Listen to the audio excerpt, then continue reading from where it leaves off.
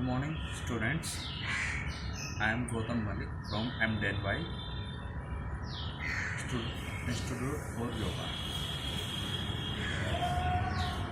Today my class is sitting asana, vajrasana, सुषुप्त vajrasana और दंडासन।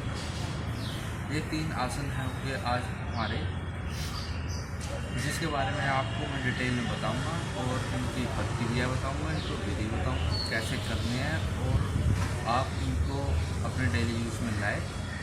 मैंने आपको पिछले क्लास में आपको दंडासन के बारे में बताया था, थोड़ा सा इंट्रोडक्शन दिया था और आपको मैंने सुप्त वज्रासन के बारे में उसका नॉर्मल पार्ट बताया था आपको। उसकी ये आप उसका सेकंड वेरिएशन है, उसका थोड़ा एडवांस योगा है सुप्त वज्रासन। तो पहले हम इसमें अपना प्रार्थना स्टार्ट करते हैं, जिससे हमारे मन को स्थिरता मिलेगी। तो हम सभी बच्चे अपनी कमर गर्दन सीधी करें, ध्यान मुद्रा में आए और एक लंबी गहरी सांस ले और छोड़ दो। दोबारा से एक लंबी गहरी सांस लो और छोड़ दो। एक बार और छोड़ दो। एक बार हम गायत्री मंत्र का उच्चारण करेंगे, सांस भर दोबारा से।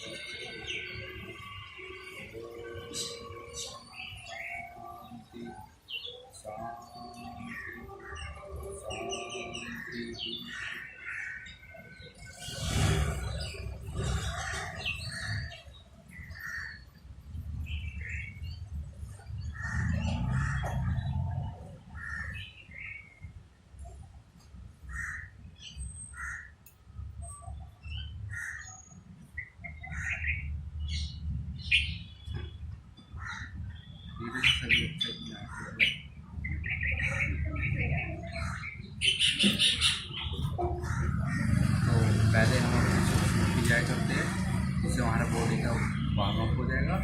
फिर हम अपना दंडासन करेंगे, फिर सुप्तासन करेंगे और फिर चलो सभी बच्चे खड़े हो जाए। पहले हम अपना सूक्ष्म क्रिया करते हैं, अपना वार्म अप करते हैं बॉडी का। पहले हम अपने सर से स्टार्ट करेंगे और पैरों तक खत्म करेंगे। पहले एक्सरसाइज हमारी गिरिवर शक्ति के हिसाब से, जिसमें हम अपनी गर्दन को पहले राइट साइड डाउन करेंगे, फिर लेफ्ट, फिर राइट, फिर लेफ्ट, फिर राइट। अब अपनी गर्दन को पीछे डाउन करेंगे, डाउन। अब आगे की साइड करेंगे, पीछे की साइड डाउन करेंगे, अब आगे की साइड डाउन। रोटेशन करेंगे गर्दन को।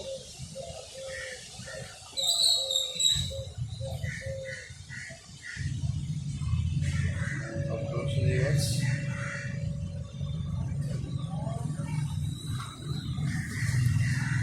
अब हम शोल्डर रोटेशन करेंगे अपने हैंड्स।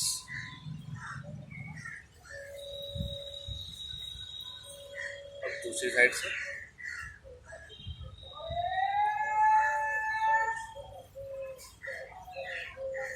अपने हाथ को अंगुलियों शोल्डर पे रखते हैं, अपने शोल्डर को मूव करो।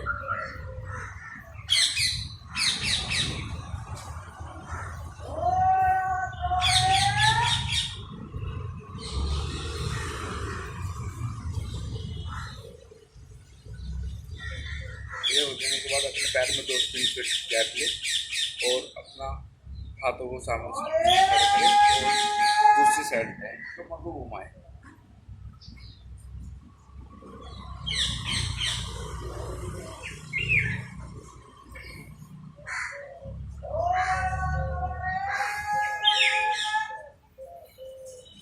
ये हो जाने के बाद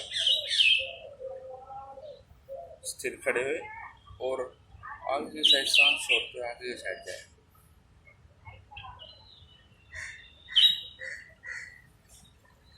अपने पैरों को खिंचाव में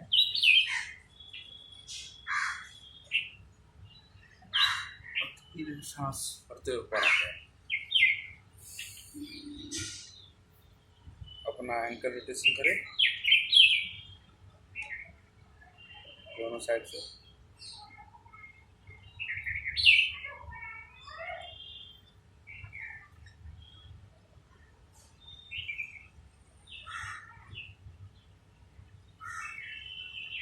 अब जमीन पर अब बैठ गए।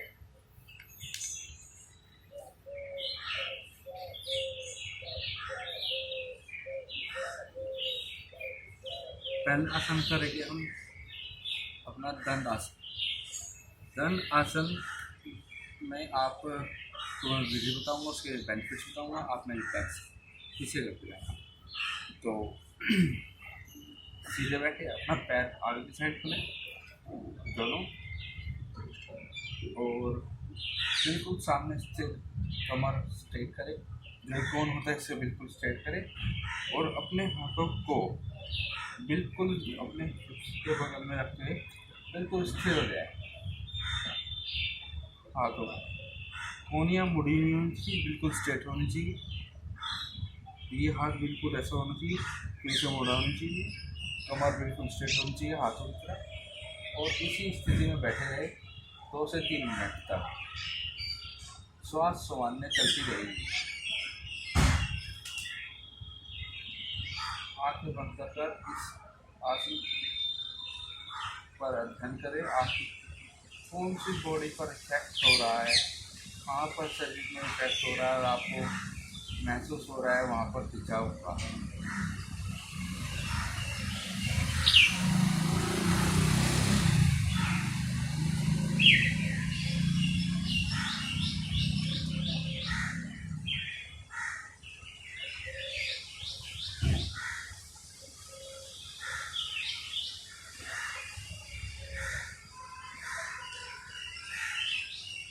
रिलैक्स।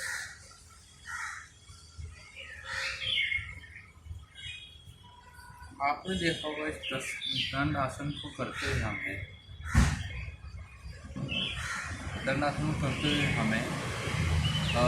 कमर बैक जो हमारी स्पाइनल कॉर्ड होती है उसमें थोड़ा खिंचाव हो रहा होगा। आपका जो बैक बाहर की साइड आ जाता है, बेल फैट होता है, उसकी वजह से आप शरीर डाउन हो जाता है। तो उसमें आपकी जो बॉडी पोस्चर होता है उसे बिल्कुल फिट करने में सहायता करेगा ये। और आपका चेस्ट अपर पोर्शन होता है जो एकदम डाउन हो जाता है, तो उसमें सहायता करेगा आपको ये दंड आसन। तो दंड आसन से हमारे आपने तो देखा होगा स्टार्टिंग में जिनकी थाई मसल्स ज़्यादा होती है तो थाई थोड़ी हैमस्ट्रिंग ग्रोइंग पर भी थोड़ा इफेक्ट पड़ेगा, हैमस्ट्रिंग पर, ग्रोइंग पर नहीं, हैमस्ट्रिंग पर। तो इसमें हमें जो स्टार्टिंग में हम अच्छी तरह से नहीं कर पाए, अपने कमर में बैलेंस नहीं कर पा रहे हैं अच्छी तरह से, वो आर्च ले रही है, मुड़ रही है, तो हम किसी दीवार के सहारे अपनी कमर को स्ट्रेट कर इस आसन की प्रक्रिया कर सकते हैं। और जब तुम्हारी बैक में पावर आ जाए तो आप फिर आराम से कहीं भी बैठल से कर सकते हैं। और आपका बैक पेन हो गया और आपकी स्पाइनल कॉर्ड हो गई, रीढ़ की हड्डी वो स्ट्रेट रहेगी, तो वो स्ट्रेट रहेगी तो फिर आपका लाइफ टाइम भी आपको कोई प्रॉब्लम नहीं आएगी बैक में। पर इस आसन को वो व्यक्ति ना करें जिसे बैक पेन ज़्यादा हो रखा हो और उनका कुछ ऑपरेशन हो रखा हो या कुछ सीरियस इंजरी चल रही हो, तो आप अपने डॉक्टर से पहले से पूछें, फिर उसके बाद ही इस आसन को करें। एक बार फिर आपको मैं ये आसन करके दिखाता हूँ, आप देखो ढंग से फिर करना। बिल्कुल अपने पैर सीधे करें, रिलैक्स हो जाए, लंबी सांस ले, छोड़ दो, अपने हाथों को साइड में लाए और एक लंबी गहरी सांस को दोबारा से। हाथों की स्थिति बिल्कुल स्ट्रेट होनी चाहिए, गर्दन और आपकी चेस्ट आगे की साइड निकली होनी चाहिए और शोल्डर आपको दोनों एक समान स्थिति में होने चाहिए, जिससे आपको जैसे बॉडी इधर उधर ना जाए और आप एक स्थिर पोजिशन में बैठे रहे।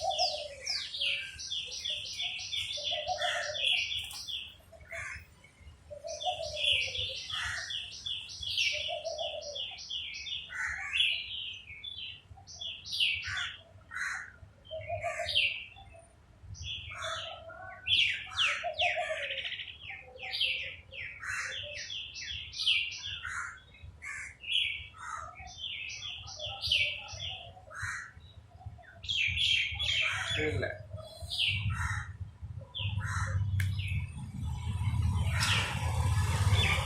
तो इस आसन को आपने देखा कैसे करते हैं, आप ट्राई करें। अब हम चलते हैं दूसरे आसन की ओर और उसमें होगा हमारा, ये हमारा दंडासन हो गया। तो हमारा अगला आसन होगा सुप्त वज्रासन।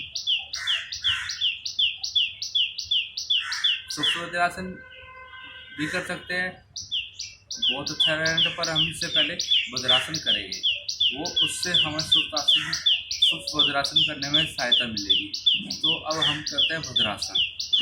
वज्रासन भी बहुत सिंपल आसन है, इसे हम बटरफ्लाई प्लैंक कह सकते हैं। बटरफ्लाई अपने पैरों को ऊपर नीचे करना पड़ता। तो ये आसन भी पहले आप इसकी स्थिति देखें, मैं आपको डेमोन्स्ट्रेशन करके दिखाता हूँ और आप इसे आराम से देखें।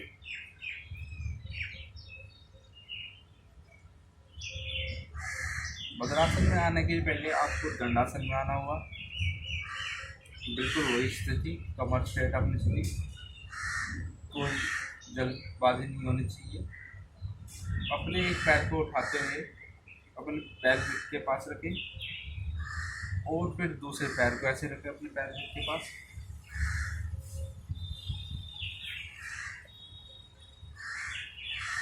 और आगे सेट हो जाए।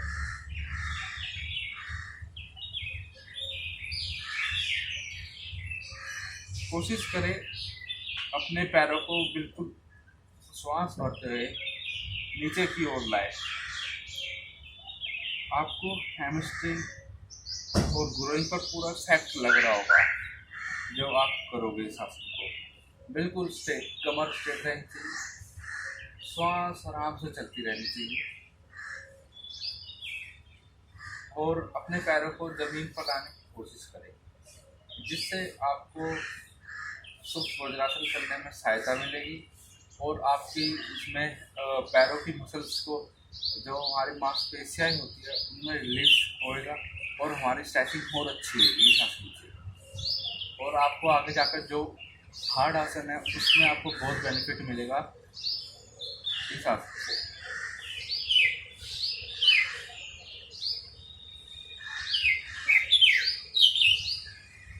थोड़ा हिला सकते हो आप, जिससे आपकी मांसपेशियों में खिंचाव होगा हल्का हल्का और आपको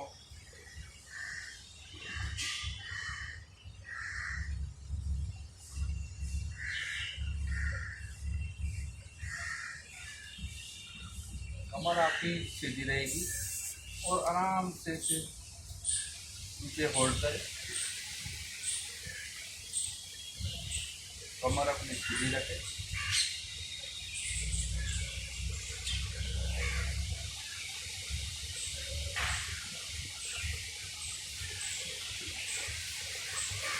थोड़ी देर ऐसे ही आराम से स्थिर बैठे, पैरों को कोशिश करें कि जमीन की ओर लगाए उठने।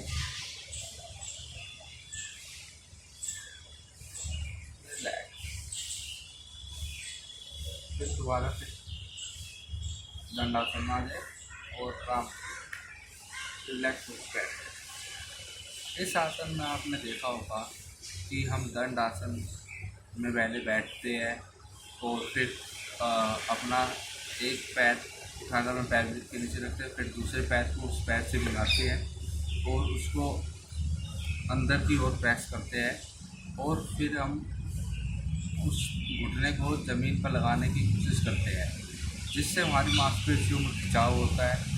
और वो तो खिंचाव होने से हमारे जो आदू को प्रॉब्लम होती है, पेन रहता है, तो उस खिंचाव से डेली करने से, ये एक्सरसाइज से उनको बेनिफिट मिलेगा। और वो अपना उनके लेग्स में कोई प्रॉब्लम नहीं आएगी, पावर आएगी, और उनसे उनका फैट घटेगा अपना। बस आप ये आसन करने में एक ध्यान रखें, जो आपके घुटनों में प्रॉब्लम है, यहाँ पर लिगामेंट्स का ऑपरेशन हुआ है, तो वो इसे ना करें, क्योंकि इसमें घुटनों पर भी थोड़ा इफेक्ट पड़ सकता है, जो उनको पहले से चोट लगी हुई है। वैसे ज़्यादातर इसमें इफेक्ट पड़ेगा आपके ग्रोइंग पर, जो ये ग्रोइंग यहाँ पर मसल्स होती है, उन पर इफेक्ट पड़ेगा बहुत ज़्यादा। तो वैसे घुटने पे भी, और पैरों की जो भी इंजरी हो, तो इस आसन को बहुत ही आराम से करना, वरना आपको इंजरी हो सकती है। तो एक बार फिर हम पुनः इस आसन को करते हैं, और आप इसको अच्छे से देखना, और फिर आप इसे अपने लाइफ स्टाइल में फॉलो करना। तो पहले हम दंडासन में आते हैं। बिल्कुल अपनी कमर गर्दन सीधी करते हैं, बैक स्ट्रेट रहनी चाहिए आपकी, आर्च नहीं होना चाहिए यहाँ पर। एक पैर को आराम से लाए, फिर दूसरे पैर को लाए। कोशिश करें जब आसन करें तो शॉर्ट्स में बैठे, या कोई ढीला लोअर हो तो उसमें ही करें दंडासन को। दंडासन हो गया, भद्रासन हो गए, इनमें जितने भी आपको, वैसे योगा उन्हीं वस्त्र पहनते करो जिसमें आपको हल्के और ढीले, टाइटनेस में आपकी बॉडी पकड़ी रहेगी, और आपको योगा करने में अच्छा फील नहीं होगा। तो कोशिश करना आप जब भी योगा करें, अपना बिल्कुल रिलैक्स कपड़े पहने, जिससे आपकी बॉडी पर किसी से चिपके ना, और आराम से आप योग कर सकें। तो दोबारा से हम अपने आसन पर ध्यान देते हैं, अपना भद्रासन। तो अपना सीधे बिल्कुल कमर गर्दन सीधे, और कोशिश करो अपने घुटने जमीन पर लगाने।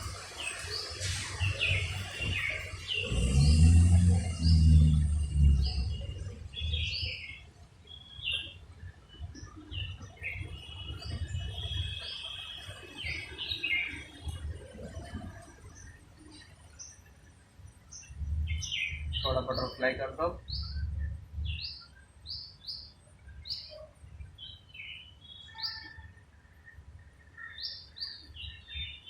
कमर आपकी सीधी ही रहनी चाहिए। एक बार और खिंचा दो पीछे की ओर।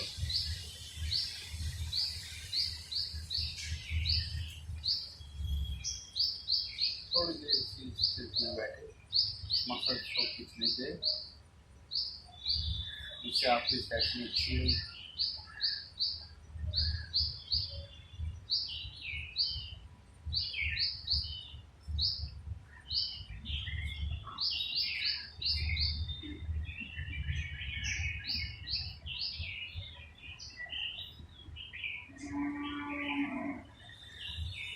धीरे से अपने पैर को आगे करें।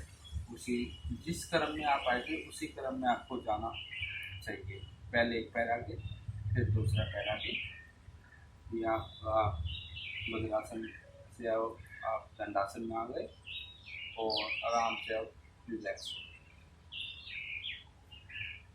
इस आसन को आपने देखा कैसे करते हैं, और इसके बेनिफिट्स आपने देखे, मैंने बताया आपको। और जिनको ज़्यादा बैक प्रॉब्लम है, वैसे नॉर्मल प्रॉब्लम है, जो मतलब कि कोई ज़्यादा हार्ड वैसे नॉर्मल पेन हो रहा है, तो आप दंडासन ज़रूर करें। उस चोट पर कोई इफेक्ट नहीं पड़ेगा। जो आपको कुछ सीरियस इंजरी है, तो अपने डॉक्टर से ही पूछकर आप ये करें, या किसी योग इंस्टीट्यूट में जाकर आप वहाँ पर किसी योग टीचर के साथ करें। जो ज़्यादा ही कुछ सीरियस इंजरी है तो अब हमारा लास्ट एंड फाइनल आसन सूक्ष्म वज्रासन। मैंने आपको पिछले वीडियो में बताया था वज्रासन में कैसे आते हैं, कैसे बैठते हैं और फिर उसके बेनिफिट्स क्या है। तो सूक्ष्म वज्रासन उसका अपर वेशन है, उसका अपग्रेड है। जो स्टेप 1 वज्रासन, स्टेप 2 सूक्ष्म वज्रासन। तो इसमें ये भी आसान है, बस थोड़ा सा हार्ड है। इसमें आपकी थोड़ी जो हमने अभी दंडासन करा और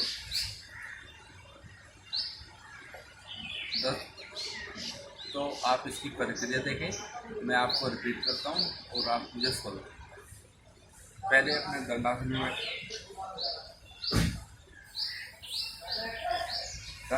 बैठते ही आप अपनी कमर गर्दन सीधी रखें, उसी फॉलो को अपनाएं। फिर अपना एक पैर को उठाते हुए पीछे की ओर, फिर अपने दूसरे पैर में ऐसे ही बैठें।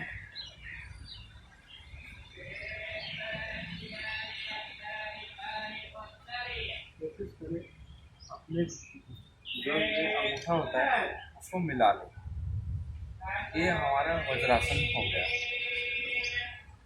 जो हमने वज्रासन करा था उसमें हमारी बटरफ्लाई करने से और हमारी स्ट्रेचिंग की, हमारे ग्रोइंग, हैमस्ट्रिंग और अपना जो पावर में आसन में हमें करने से बेनिफिट इस आसन में मिलेगा। क्योंकि हमारे जब हम इसमें आसन में बैठते हैं तो हमारी थाइस का और इफेक्ट पड़ता है। तो अब हम वज्रासन कर रहे हैं, इसका अपर एंड, तो उसका बेनिफिट हमें सेकंड पोजीशन में मिलेगा।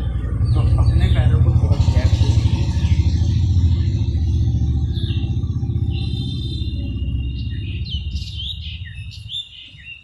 थोड़ा सा, और अपने एक कोहनी को पीछे रखें, फिर दूसरी कोहनी, और फिर आराम से लेट।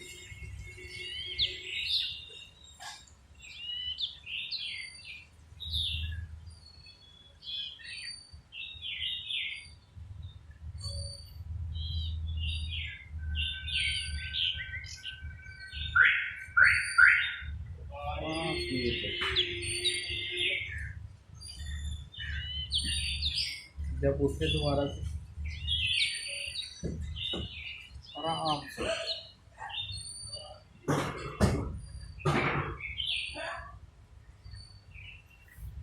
इस आसन को करते हुए आपको एक बात को ध्यान से करनी है। जब आप बैठ जाए तो एकदम आपको झटके से नहीं जाना, वरना आपकी बैक प्रॉब्लम हो सकती है। और जब आप वज्रासन में बैठे और आप पीछे की ओर जा रहे हो तो आपको उसमें एक चीज़ ध्यान रखनी है, आपको अपने पैरों के बीच इतना गैप होना चाहिए, आपकी बॉडी इसमें आराम से सेटल हो जाए। कोई जल्दी नहीं करनी आसन में। जो आप जल्दी करोगे आपके जो जॉइंट्स होते हैं वो इससे अच्छे रहेंगे, एंकल जॉइंट्स, और आपका जो बैक जितनी भी इंजरीज है उन सबको अच्छा करेगी ये। और आपकी जो फूड डिसीज कुछ प्रॉब्लम हो जाती है, पाचन क्रिया अच्छी नहीं चलती, आपके बहुत पाचन क्रिया खराब हो जाएगी, तो आपके लगा आपको सब कुछ डैमेज हो जाएगा। तो हमारे पेट में एसिड नहीं बनने देगा ये, तो हमारी फूड क्रिया अच्छी चलेगी, तो फिर हम वैसे ही स्मार्ट दिखेगा और अच्छा रहेगा हमारे लिए। तो इसलिए हमें इस आसन को करते रहना चाहिए टाइम पे टाइम, पर हमें इस आसन को बिल्कुल ही सावधानी से करना चाहिए, जिससे हमें कोई इस आसन से प्रॉब्लम ना हो और हमें आगे जाके इस आसन के बेनिफिट्स ही मिले, कुछ अनबेनिफिट ना मिले। तो एक बार फिर हम इसे दोबारा से करते हैं। तो इससे पहले हमें दंडासन हो गया, वज्रासन हो गया, वज्रासन हो गया। तो हमारे वज्रासन, दंडासन, सूक्ष्म वज्रासन और वज्रासन से हमारे जॉइंट्स खुलेंगे, और हमारे जो हैमस्ट्रिंग है और हमारे जो ग्रोइंग है, ये हमारी जो मसल्स होती है ये थोड़ी रिलैक्स हुई तो हमारी स्ट्रेचिंग बढ़ी। दंड आसन से हमारा अपर बैक पोस्चर सही होएगा और हमारी बैक प्रॉब्लम दूर होगी, तो उससे हमें बेनिफिट मिलेगा। और दंड और अपना सुप्त वज्रासन से हमारा ये, और जो ये हमारे शोल्डर होते हैं, किसी किसी शोल्डर ऐसे होते हैं बॉडी आगे की साइड डाउन हो जाती है, तो उनके शोल्डर को बैक से उसी स्टेज पे लाने से ले जाने के लिए आसन सबसे अच्छा रहेगा सुप्त वज्रासन। क्योंकि उसका चेस्ट ये होगा तो ये जब आप पीछे जाओगे तो आपकी चेस्ट अप होएगी, तो ये खुलेगी तो ये चेस्ट खुद ये ऐसे हो जाएगी और आप दिखने में स्मार्ट हो। क्योंकि आजकल हर टाइम हर कोई जितने भी यंग जनरेशन आ रही है वो हमेशा यही सोचती है हमारी बॉडी फिट रहे और हमारी बॉडी में कट्स रहे और हम दिखने में लुकिंग गुड रहे। तो इस वज्रासन से, सूक्ष्म वज्रासन से आपकी जो बॉडी स्ट्रक्चर है, चाहे आपके एब्स हो, चाहे आपका बाइसेप ट्राइसेप हो, आपकी बॉडी पूरी फिट हो, पर जो आपकी बॉडी पूरी फिट होने के बाद भी आगे डाउन है तो उस बॉडी में वो बेनिफिट नहीं है, वो मज़ा नहीं आएगा आपको शो करने में। जो आपकी चेस्ट अप होके और आपके शोल्डर मेन पोजीशन पे है और आप चाहे आपके बॉडी में कोई कटिंग्स ना हो फिर भी आप स्मार्ट लगोगे उसके मुकाबले। तो एक बार फिर हम सूक्ष्म वज्रासन करते हैं, आप इसे देखना। पहले हम दंडासन में बैठेंगे, एक पहले अपने राइट पैर को उठाए, उसको पीछे ले, फिर उस पर बैठे, थोड़ा सा वजन डालें, फिर अपने दूसरे पैर को लाए। अब कोशिश करें जब आप सूक्ष्म वज्रासन के लिए तैयार हुए तो अपने पैर को खोल दें। स्टार्टिंग में आपको थोड़ी प्रॉब्लम होगी क्योंकि आपकी मसल्स उस तरीके की नहीं है, एकदम थोड़ी स्टिफ है, तो आपको थोड़ी प्रॉब्लम होगी स्टार्टिंग।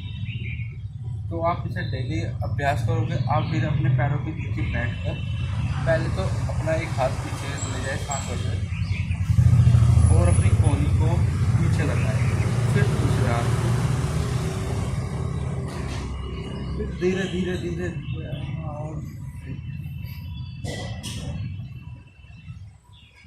पीछे और हाथ करके आराम से रिलैक्स हो जाए।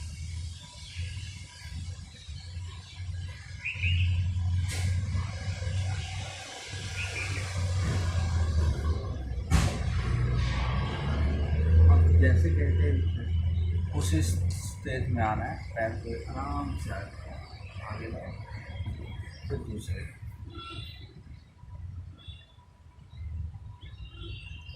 आप इस आसन का अभ्यास करें और कोशिश और जल्दी कोशिश मत करना, वरना आपको एंकल में प्रॉब्लम आ सकती है, क्योंकि इसमें बहुत इफेक्ट एंकल पे पड़ेगा। तो कभी आप एंकल इंजरी न ले बैठे, तो आप इसका प्लीज़ बहुत ही आराम से और थोड़ा बॉडी वार्म अप करने के बाद ही सूक्ष्म वज्रासन को करें, अन्यथा आपको प्रॉब्लम हो सकती है। और जिसको कोई सर्वाइकल आप नेक प्रॉब्लम हो ज़्यादा तो वो भी ना करें, इससे बैक इंजरी वाला ना करें, नेक प्रॉब्लम वाला ज़्यादा ना करें, एंकल या आपसे घुटनों का ऑपरेशन हो रखा हो तो वो ना करें। जो नॉर्मल पेन है, वैसे मसल से जो खिंचाव होने के बाद पेन होता है वो इस आसन को आराम से कर सकते हैं, और बहुत ही अच्छे वेरिएशन ग्रुप में करें जिससे उस पेन को ख़त्म करें, ना कि उसे बढ़ाए। तो ये हो गए हमारे 3 आसन आज की, और इसी के साथ हम एक बार सब आसन में लौटते हैं बिल्कुल आराम से। पहले दंडासन, फिर धीरे से बैक को पीछे करते हुए रिलैक्स हो जाए, हाथों को बिल्कुल स्ट्रेट छोड़ दें, कोई मूवमेंट ना करें। बिल्कुल रिलैक्स, कुछ ना सोचो, बस दूर से आती हुई ध्वनि पर सुनिए, करते हुए बिल्कुल रिलैक्स हो गए।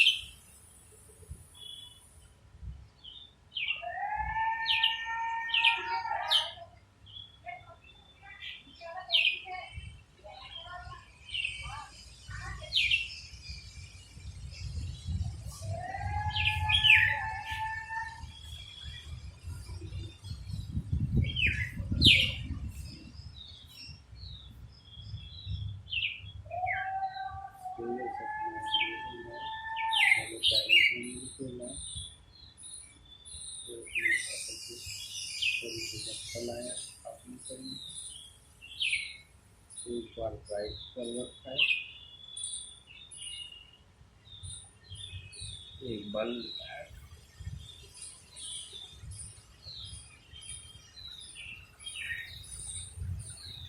फिर राइट, फिर लेफ्ट का पोर्शन रखें। आराम से किसी भी अनुकूल आसन में बैठ जाए, आंखें आपकी बंद ही होनी चाहिए।